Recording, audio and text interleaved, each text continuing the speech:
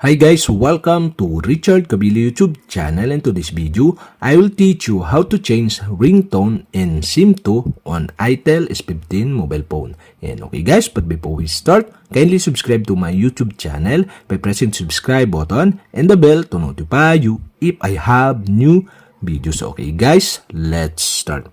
So okay guys, you'll have to do is go to setting in your itel S15 mobile phone. Here in settings, okay, go to sounds. Here in sounds, you can see the SIM2 ringtone.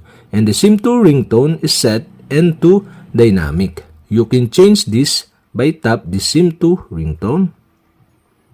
Here in SIM2 ringtone, okay, you can see the default ringtone option here. Okay, you can scroll down for more ringtone. So okay guys, so I select, for my example is Cosmos. Okay, tap the Cosmos and that's it. Okay, we have successfully changed the ringtone in your SIM2 on itel S15 mobile phone.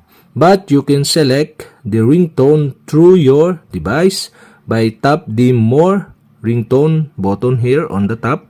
Okay, tap this and you can select the ringtone or music or sounds on your device and set as a ringtone on your SIM2.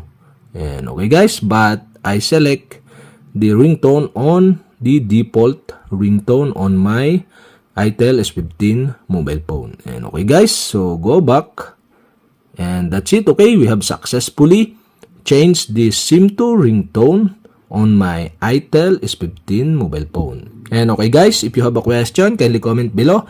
And don't forget to hit the subscribe button and the bell to notify you if I have new videos. Okay guys, thank you for watching.